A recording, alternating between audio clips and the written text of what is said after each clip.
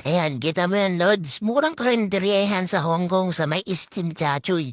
Sa mga nauubusan ng budget na turista.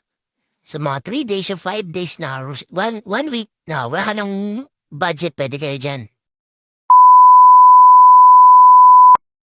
Tara, Lods, puntahan natin yung mga murang karinderya dyan sa Steam Chachoy. Kasi dyan yung pinaka-central niya ba? Pag pupunta ka ng Hong Kong sa mga turista na mas malapit na puntang sentral, sa mga magagandang view, dyan talaga malapit. So, ayan.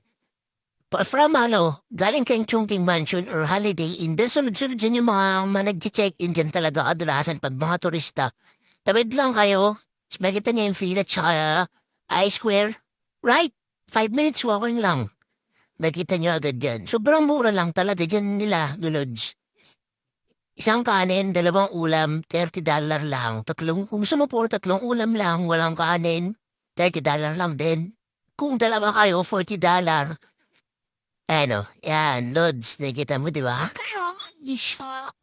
Two dishes with rice, three dishes with rice, 45 dishes. Pwedeng kanin lang din. Kung gusto mo, pwedeng ulam lang din. So, Lods, mamimili ka dyan, pasok ka lang sa loob, pipili ka. So, yun, balik pa tayo. So, yun, Lods, pabalik na ako. O, di ba? 5 minutes lang. Ang ginawa ko dyan is, yung $33 lang. Dalawa ng ulam at saka isang kanin. Kasi yung kanin nila, good for two na madami talaga sila mag-serve. Talagang sulit. Ang in-order ko is chicken at saka sweet and sour pork. So ulitin mga Lods, thank you. Okay, comment below na pala mga Lods kung tagasan ka para malaman ko kung saan nakaabot ang aking mini-vlog.